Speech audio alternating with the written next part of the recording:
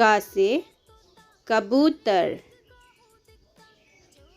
ख से खरगोश,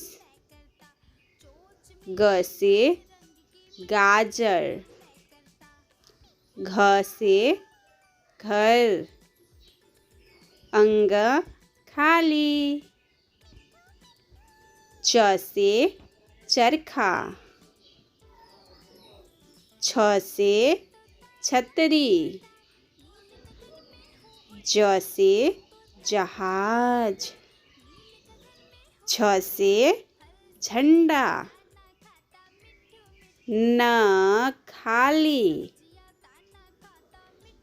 ट से टमाटर, ठ से ठंडा, ड से डॉक्टर, ढ से ढक्कन, न खाली, त से तरबूज, थ से थाल, द से दवा, ध से धनुष, न से नारियल, प से पपीता, फ से फल, ब से बतख, भ से भालू, म से मछली, य से यज्ञ, र से रस्सी,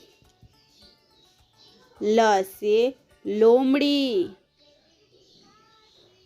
ब से बनमानुष, स से शहद, पिटकटा से षटकोण, स से संतरा, ह से हल,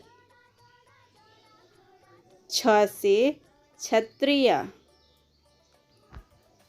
त्र से त्रिशूल, ज्ञा से ज्ञानी। Thank you for watching. Like, share and subscribe Pooja Study Class. Bye bye.